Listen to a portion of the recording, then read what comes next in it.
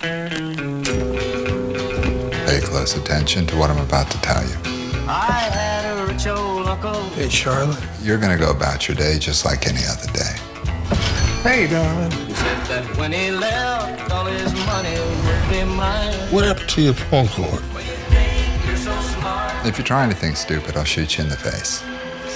Understood? You learn something new that very day.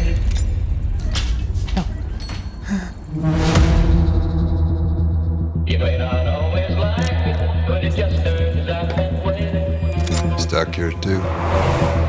That's a green Pinto right there, ain't it? I got an idea. But it just turns out that way.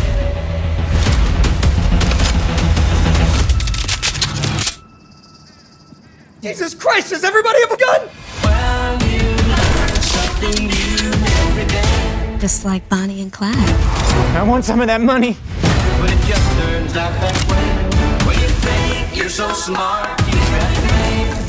I'm not the bad guy, okay? You learn something new that very day. Feel it already, darling. Well, you learn something new every day. What's the plan now? What? You may not always like it, but it just turns out that way. You learn something new that very day. You learn something new every day.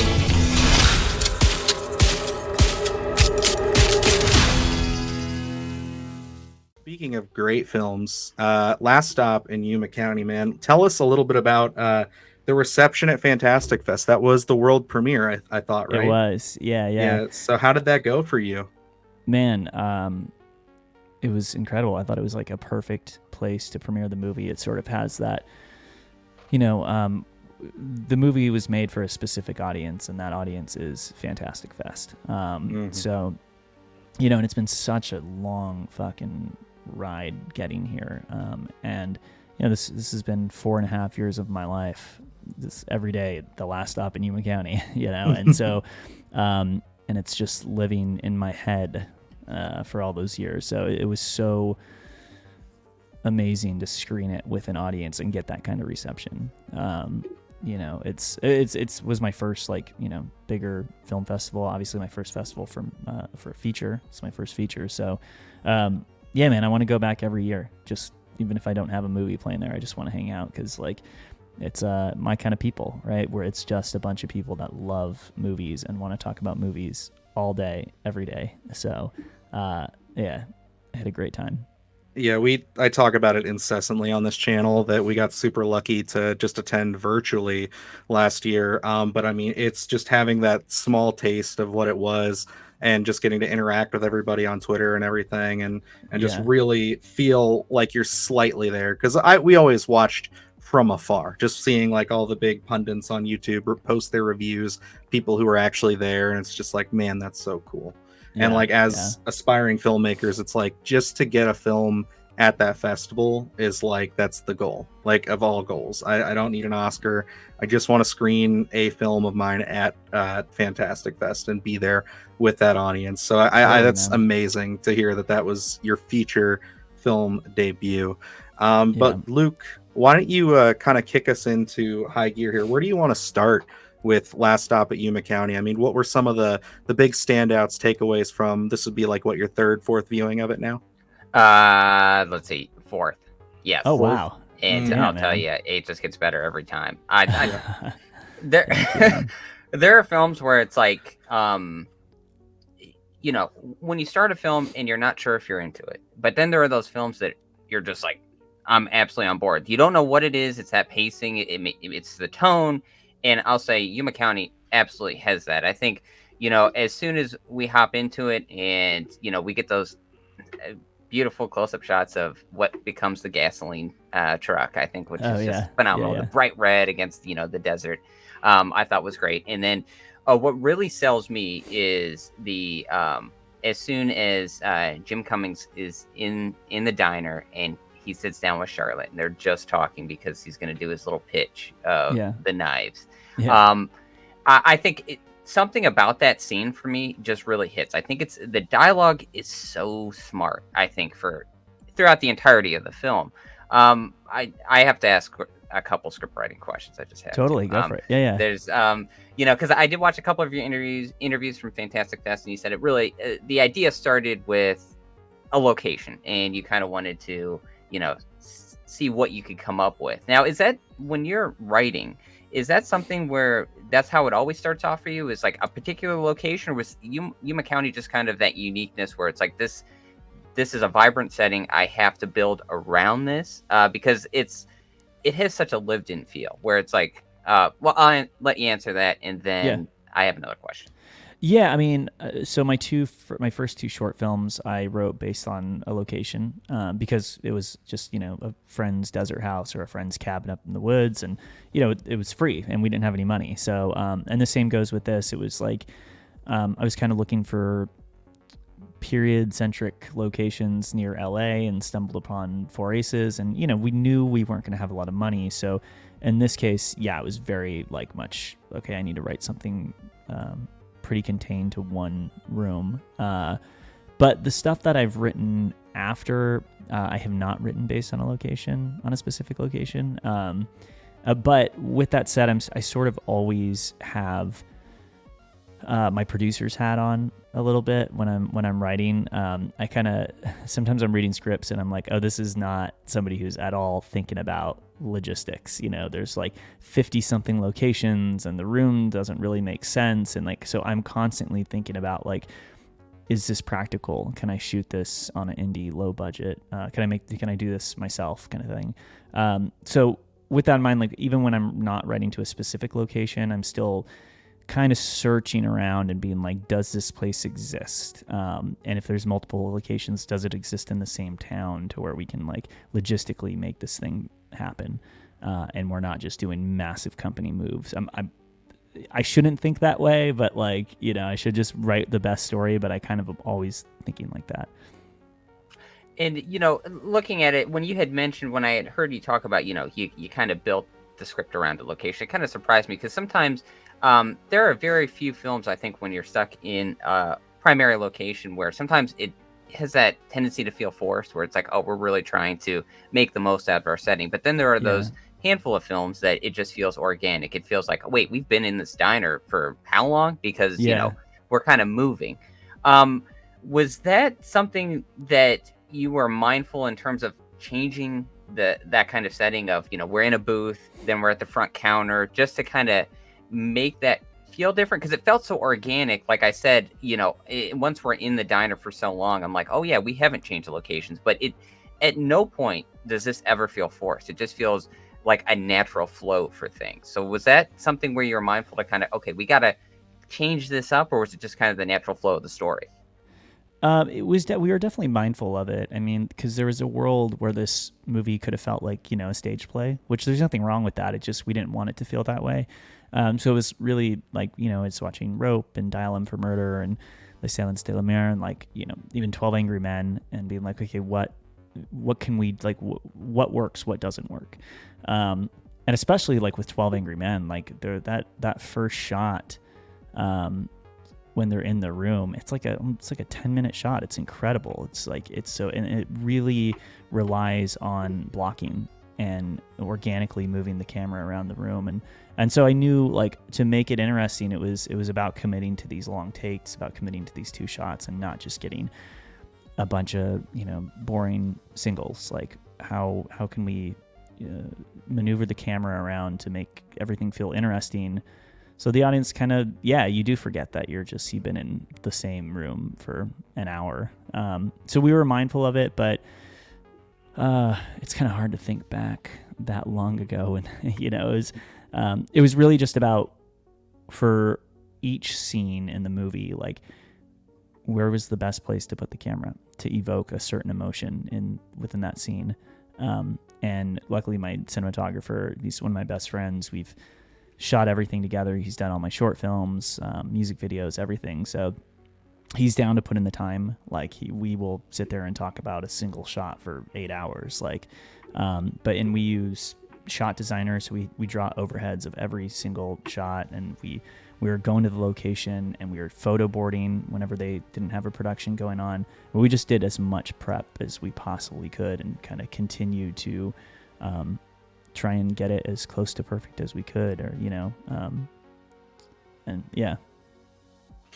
No, I love that. I think that was something we discussed too briefly, was just like how much prep work went into it, and just kind of like how that is almost key on any film set. But seriously, on this one, it was big. And I think that it all pays off, because I think one of the beautiful parts of this film that I found so rare, and why I think I compared it to like some Coen Brothers-esque kind of films, especially some of their early work, was just how rewatchable it is, in the sense of just you pick up new things every time. Now, something that I picked up on the first go around that I absolutely loved was the fact that it's that blink and you miss it with your, I guess, listening to it, but that offhanded comment from the elderly couple who come in and they're just talking about how I think they said their grandson plays in a band. Plays guitar at the Mount Carmel Center. Yes, yeah, David and Koresh. Just how David Koresh, and how it's like I found it so world building, and just like so much deeper in there, where it's just like, holy shit, like, can you imagine like kind of setting this in reality, and it being around that same time period? It's just kind of like, it adds so much to it. And I think thanks, that was actually his grandmother's name was Erlene. So it's sort of like a fictionalized version of that. Yeah, I had to go and do some more research on that, because when I first heard that, I had to like stop the screener and was just like, hold on a second, wait a minute, because I had just watched Waco like a couple months before that. Oh, cool. So like I was like just really into just that and Ruby Ridge and doing a bunch of research on it. So like it was like it just one of those things that really adds to this film. But I mean, there's a lot of that. I think like one of the cool elements to this that I kind of want to dive into is just like when it comes to like Nicholas Logan and Richard Brake's characters and how they get introduced to the story. It is one of those, again, classic cinema elements where you have the bank robbers who are there and they're doing it. So like, was there ever maybe a different outcome for them as you were writing? Were there any different outcomes for any of like our main characters before, I want to say, let's say before the big shootout, and then we'll have to talk about that next? Yeah, no, I always knew it was going to be the knife salesman story. I always knew that, like, I sort of wanted to like subvert that expectation halfway through the movie and do something to just completely throw the audience off. And that was always, the idea was it was the knife salesman story. But I mean, there was always like, different versions of Bo and Travis. Travis certainly like became more Looney Tunes-esque once Nicholas Logan stepped into that role. We just had a blast just like really playing with that character, and like we were jumping on Zooms and calls every other day, like tweaking things and talking about the character. And the Bigfoot for President shirt was always written in the script. But then that's awesome. he texts me during production. He's in the wardrobe trailer. He flew in like, maybe like a week into production, and he sent me a picture of like a crop top version of it, like right below the nipple. And he's like, I think we should do this. And I was like, I agree, but meet me in the middle, like right above the belly button. So like Nick really took that character and just, he had so much fun with it, and I had so much fun. And then him and Connor Paolo, who plays Gavin, once they had scenes together, I was like, I just want to do an entire spinoff with these two characters, because they really, they went for it. They swung for the fences with those characters, and it was just a blast. So, yeah, everything, I guess, like, the story evolved, like naturally with any movie, right? Like, it's something on the page, and then it's something when you get, the actors in, and then it's different when you start making the thing, and then it's different when you edit it. So sorry, I kind of forgot what the original. No, you're fine. It's perfect, because like I was gonna segue into, I think it's ballsy to kind of have almost our main antagonist in a sense of Bo, Richard Brake's character, die like at the halfway point. It's one of those things that's just kind of like that shootout. You feel it coming. You feel it just building and building and building.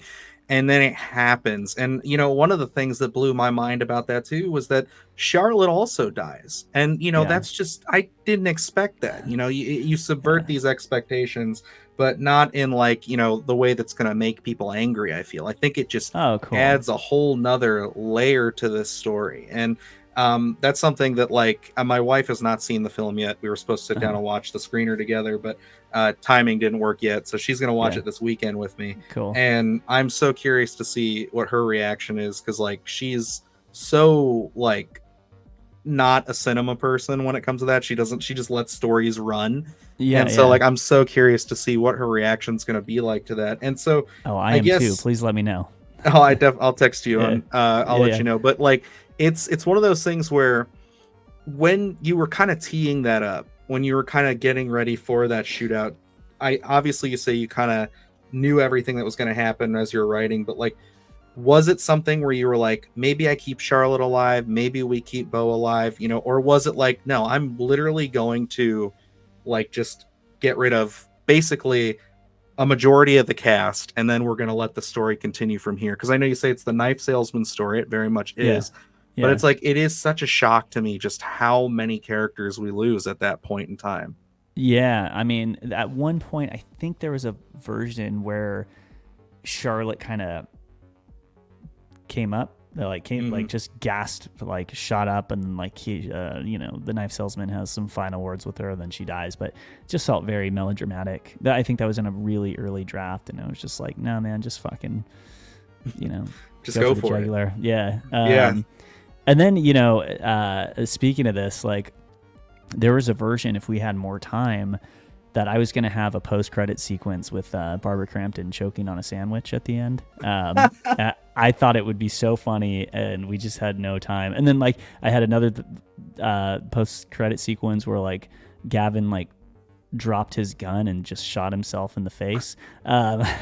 Just everybody. Nobody survived. Nobody survived. But the baby, maybe. I don't know. That was also fucking shocking. Like, I'm just like, you're just gonna leave him? Like, what's up with that? It's harsh. But no, I love it. It keeps that element of just nobody is safe. And that is something that, like, I feel like is so rare unless you're watching like a horror film or like a zombie survival film or something.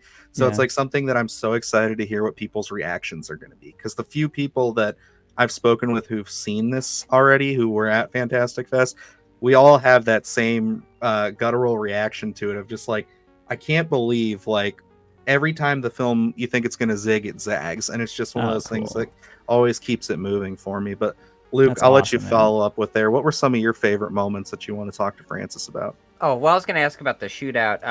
I always, every time I'm watching, I kind of like do little timestamps and everything. So, you look at where we've been with these characters, and the shootout happens about like 55 minutes in. So it's not, you look at something like Scream, and Drew Barrymore's at the very beginning, and then she's killed, and it's like, okay, well, everything's on the table. Where this is, we don't have that idea of no one is safe until way later into the film. And even when it happens, I remember watching this. I turned it on during Fantastic Fest, my very first viewing, and it was late at night, and Charlotte gets shot. And I'm watching, I'm like, when is she getting up? No, they missed her. And I had to like actively rewind and go back and be like, did she get shot?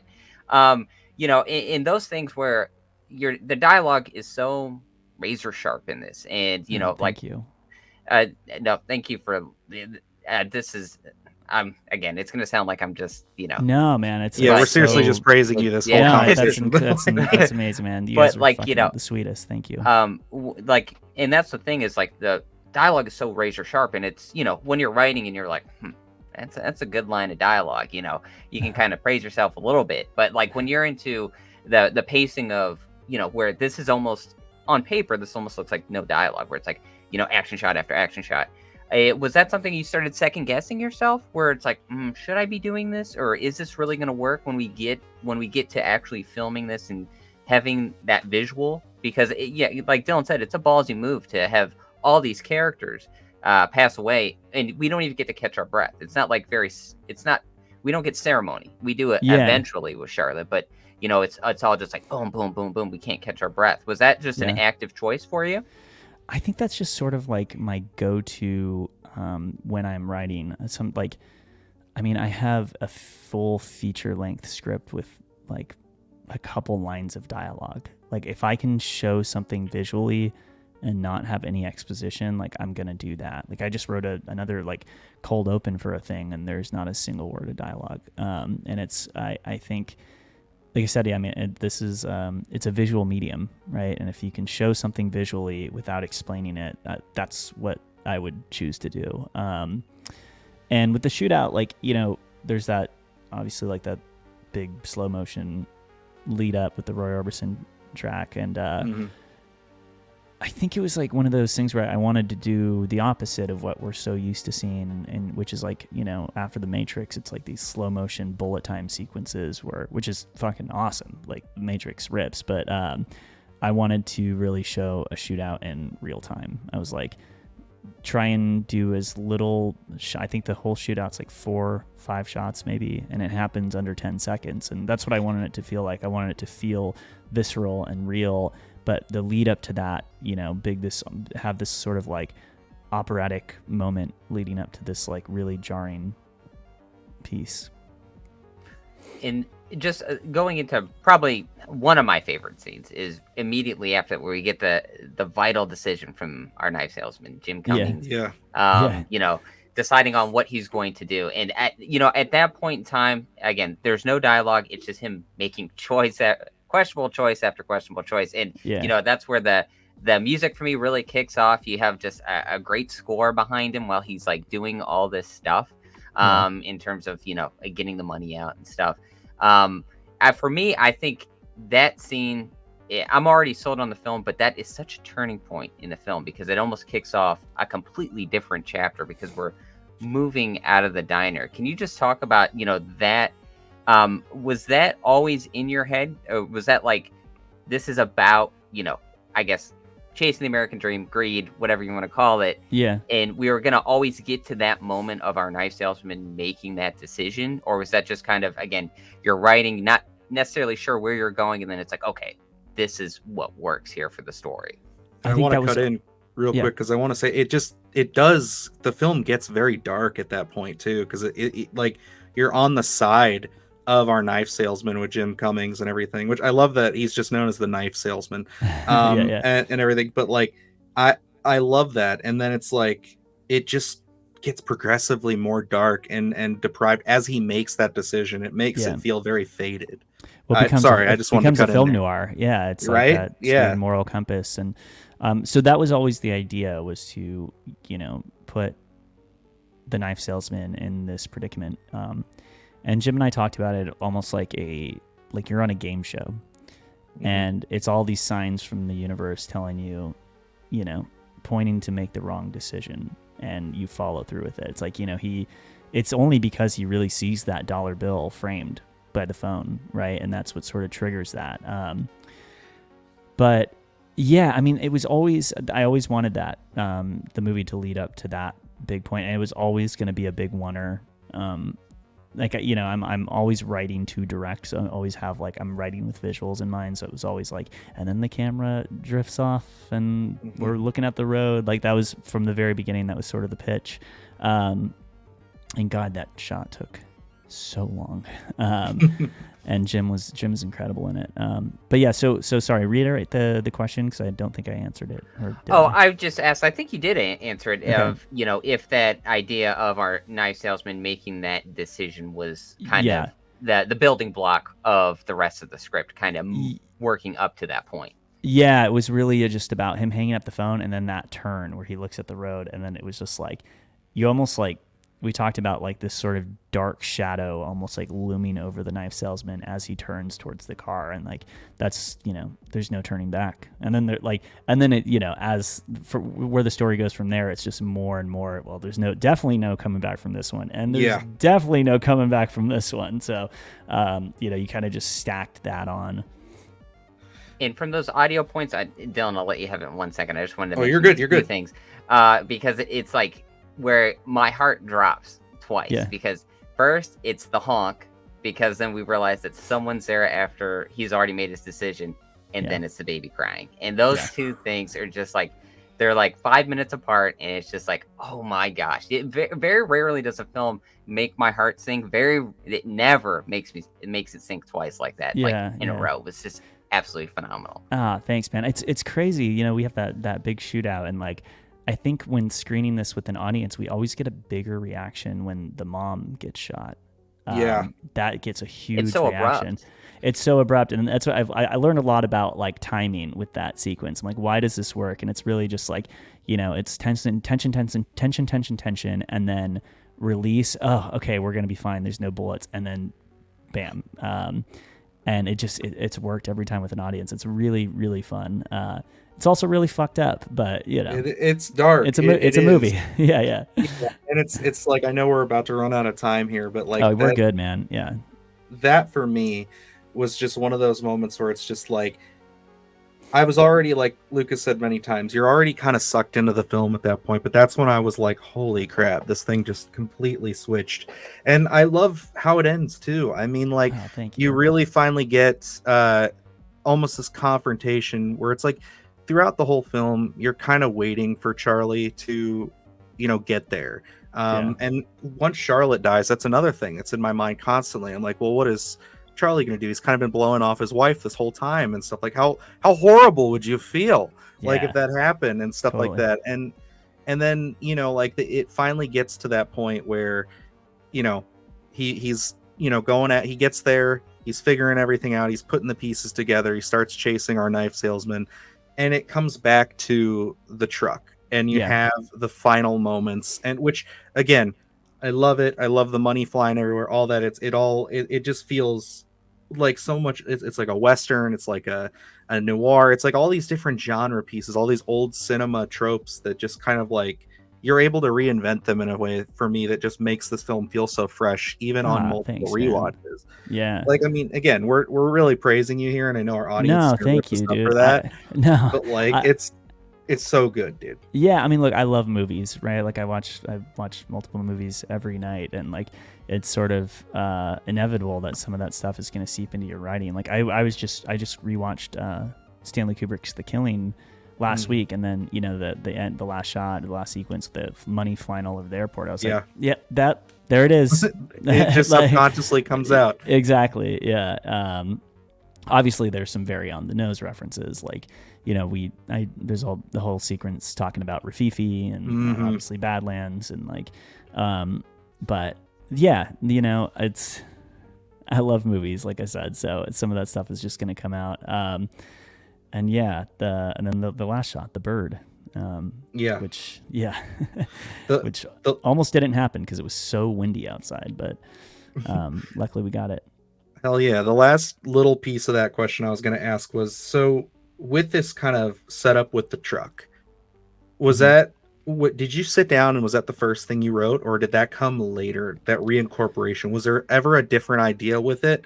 Because I think it's one of those things that as you're watching it, you kind of forget about it because of all the characters, you kind of, all the things that happen.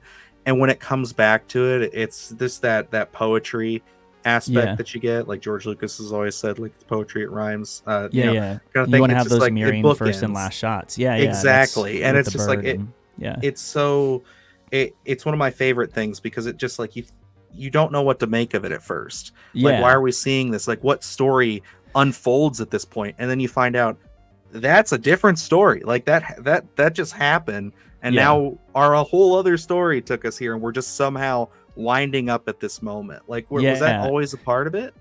Well, yeah, it's sort of twofold. So it was like, I wanted to show the fuel truck in the beginning to you know, let the audience in on some information that the characters don't know about. It's sort of, you know, Hitchcock's classic bomb under the table theory, where it's like, everyone's like, oh, the fuel truck's on its way. The fuel truck, everything's going to be fine when the fuel truck shows up. But the audience knows the fuel truck's not showing up.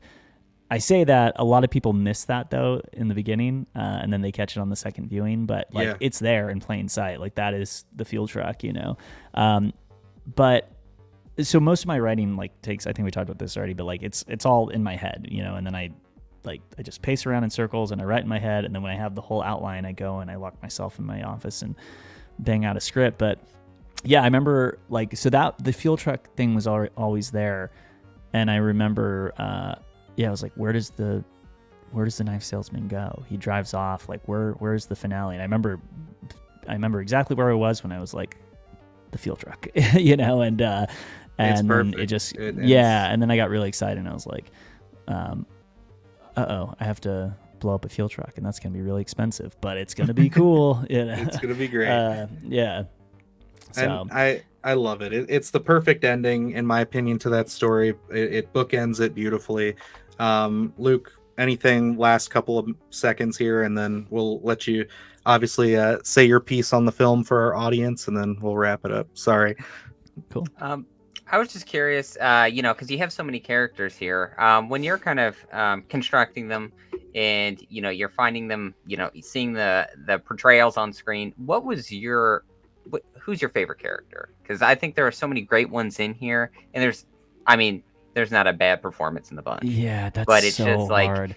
Like, there's so much going on, and there's so many different little reasons as to why you might like somebody. So I was just curious if there was anyone you kind of resonate more than the others.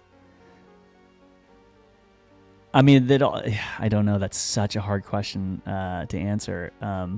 You know, I write bios on all these characters, so I kind of, you know, have an attachment to a lot of them, and some of them, like, I'm pulling, like, oh, this is sort of my grandma, you know, or this is sort of my brother, or like whatever. But yeah, it just, I don't know. Travis was really fun.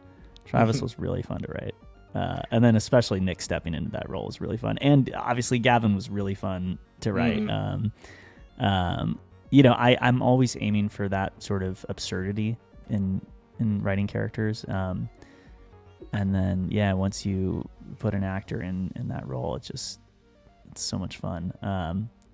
I don't know how to answer that, man. I kind of love them all. Yeah, you know, and I think that's the right answer. Because they're all so great. You know, not really a question. Just want to say I absolutely love the Gavin character. I think it's just me too. He's only in a few scenes, but the Charlotte pouring a bunch of sugar into the coffee with help, I think is just absolutely so smart. And then of course him running in to Travis, and then him asking questions in the diner for me, because he gets this like almost seriousness to him when we know he's so not funny. serious. It just flows so well. And then again, just why I think I'm more complimenting Connor when I'm saying it's so funny. Like he just absolutely he's so brilliant. Yeah. Anyway, sorry. And one of the things that I just wanted to point out, because it's like I you know picked up on it probably on my third viewing, where it was like you know every one of these characters here is noticing the green Pinto, and it's kind of this catalyst of, okay, this is from the bank robbery, and every regular person's picking up on it, and Gavin doesn't. And then at the end when he's talking to Charlie and he's like, was that a green Pinto out there? And then it clicks, and it's like, you know, he's a deputy. If he would have figured it out earlier, you know, and it's just such a, again, he's only on screen for so much of the film, but there are so many different emotions that evoke from the Gavin character. I just absolutely love it. Not really. And he also parks sort of on the you know, where Emmett's car is blocking the Pinto a little bit, you know. But yeah, he was so much fun, man. I mean, there were so many times on set where I just let Connor just improv like the end of a scene for like minutes, and I was like, let's do one more take because that was so much fun. Then finally my AD was like, no, dude, we gotta move on. And I feel bad because I don't think I used any of it, but I have so much great improv like in Premiere of just Connor just, you know, taking this character and running with it. I had so much fun with him. That's wonderful. Awesome. Yeah. Well, we already went way over our time, but thank you, Francis, for sitting with us, man, and talking. This has been great. So I'm much really fun. glad we you got guys to are do awesome. this. Yeah. We appreciate it. I know everybody should know by now, we're probably going to do a little intro on this, but the film is available, or should be available already as this is going up, on May 10th on streaming and in select theaters. Is there any message you want to give to our audience real quick before you run?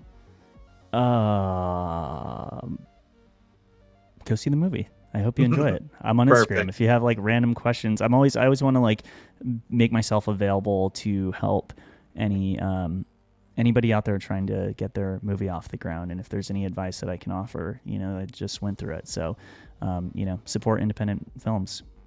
Absolutely. Alrighty, Francis, thank you so much. Do the hard shit, gonna do it live. Cause Splattercast kick it every day they live. Splattercast,